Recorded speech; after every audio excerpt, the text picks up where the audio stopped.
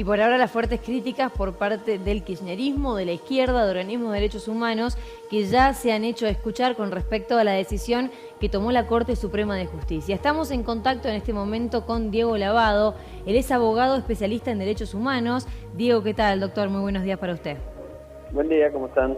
Muy bien, bueno, gracias por el contacto. Pedro y Catalina aquí los saludan desde Noticias Acequia. Queremos saber concretamente esta decisión de la Corte Suprema de Justicia, qué significa de cara a los delitos de lesa humanidad y la lucha eterna que llevan no solamente abuelas, sino madres, los organismos de derechos humanos.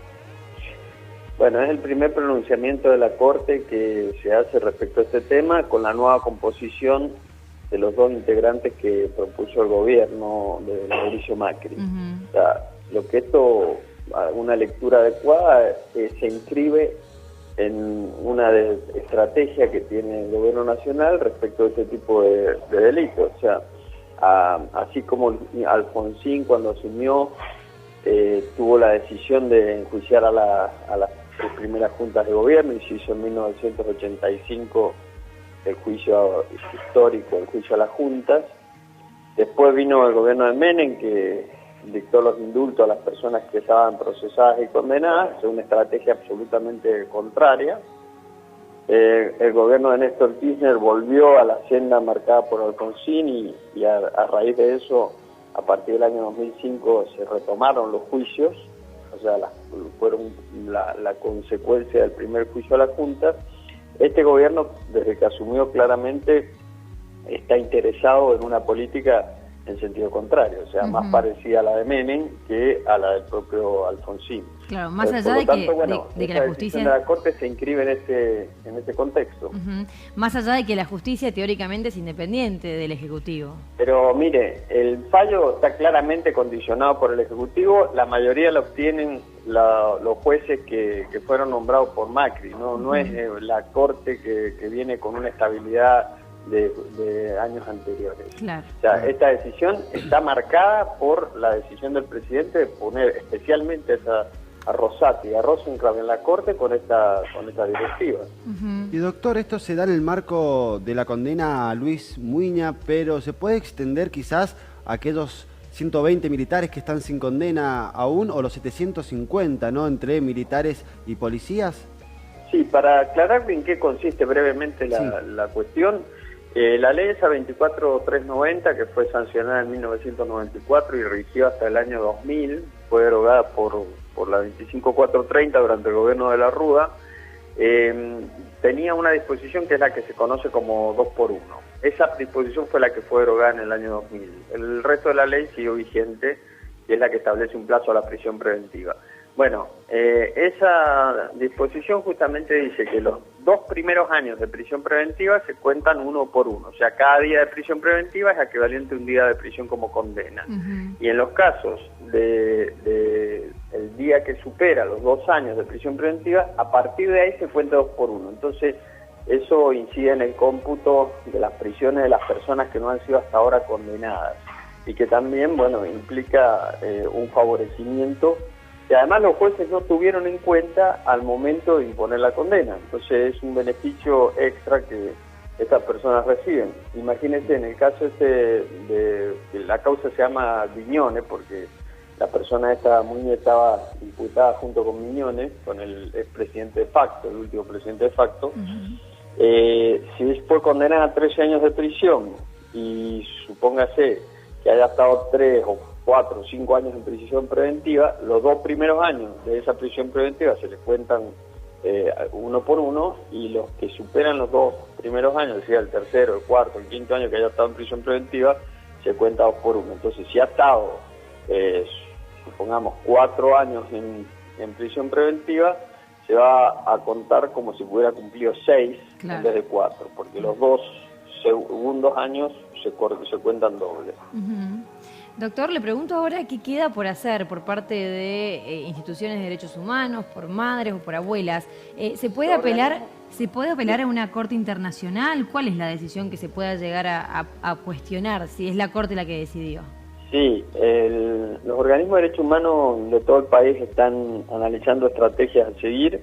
La que parece más procedente es hacer una presentación ante la Comisión Interamericana de Derechos Humanos, que ya en varias oportunidades, tanto la Comisión como la Corte, se ha pronunciado en respecto del tratamiento de los delitos de lesa humanidad. Hay que tener en cuenta una cosa, que es lo que mismo que dice Lorenzetti en el fallo, en su voto, que vota en contra de esta decisión mayoritaria de la Corte.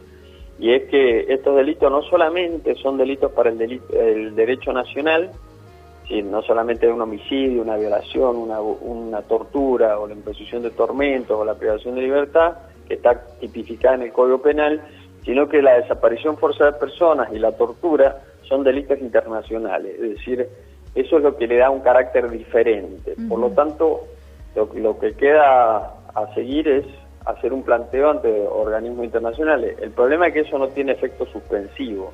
Claro. Entonces, los efectos que se puedan producir a favor de los represores que se beneficien con este nuevo fallo, va a producirse por más que se haga una presentación ante los organismos internacionales. Claro, claro. Y Rosati argumenta que esto no es trabajo del Poder Judicial, sino bien de los legisladores, que si los legisladores no tuvieron en cuenta al momento de elaborar esta ley un apartado aparte que dijera algo sobre delitos de lesa humanidad, ellos no pueden violentar justamente este principio de la división de poderes. ¿Usted qué piensa al respecto de esto? ¿Piensa que tiene algún tipo de incidencia? Lo que dice Rosati es un poco un argumento bastante vacío. Primero, que hay una clara incidencia del Poder Ejecutivo en la decisión de Rosati y de Rosenkrantz, que son los que le siguen. Si la composición de la Corte no hubiera sido la que tiene ahora, es decir, los dos miembros que ingresa el Poder Ejecutivo a partir de su asunción, fíjense la desesperación de Macri de meter estos dos jueces, que primero lo intentó hacer por decreto. Se armó un escándalo político y jurídico, sí, y tuvo que esperar a que volviera el Congreso para recién poder nombrarlo. Claramente, si la composición no hubiera sido esta, hubiera sido cualquier otra, las que tenemos desde la asunción de Alfonsín hasta acá, la resolución hubiera sido distinta. La resolución la toma la Corte por mayoría gracias a la composición que tiene ahora con Rosenkrantz y Rosati. Es decir que esto no tiene que ver con la incidencia de los otros poderes, o que era culpa del legislativo. Y por otro lado hay otra cuestión. Lo que dice Rosati también se da en contra de lo que ha dicho antes la Corte. Hay un fallo que se llama Belis, donde la Corte de la Nación, la Corte Suprema, ya declaró la inconstitucionalidad de una distinción hecha por el legislador en la 24390, que es cuando decía que quedaban fuera de la 24390 los casos de narcotráfico. En el caso Belis justamente era un caso de narcotráfico y la Corte dijo que esa distinción era discriminatoria y por lo tanto no era procedente. Por lo tanto, si el legislador hubiera hecho esa distinción con los delitos de lesa humanidad, hoy Rosati estaría diciendo que ya fue declarada inconstitucional la distinción y la aplicaría igual. O sea, que es una forma de justificar su voto que puede pasar para el que no entiende de derecho, porque el que no conoce la jurisprudencia de la Corte, pero quienes somos estudiosos de estos temas advertimos que es un argumento falaz. ¿Cuál análisis se puede hacer con respecto a la decisión de Hayton de Nolasco, considerando que en otras ocasiones ella se ha pronunciado en contra de los delitos de lesa humanidad, o quizás un poco más estricta con los acusados en ese marco? Sí, bueno, ella no vota. Hayton de Nolasco no vota. Los únicos votos que hay son los de Maqueda, Lorenzetti y Rosati.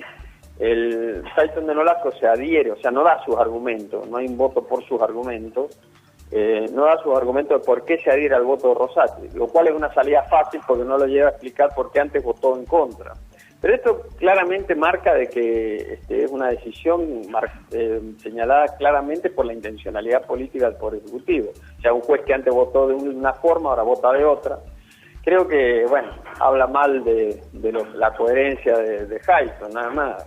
Como también habla mal de que se pretenda quedar en una corte cuando claramente ella asumió y la Constitución le puso un límite de 75 años a los jueces para estar en la corte. O sea, por ahí algunas personas en el último tramo de su carrera profesional muestran la hilacha, lo diría así en términos muy vulgares. Perfecto, doctor. Muchísimas gracias por este contacto telefónico y seguramente lo vamos a repetir cuando la situación lo amerite, ¿no? Que tenga buen día. Gracias a ustedes, chao. Muy bien, hasta luego.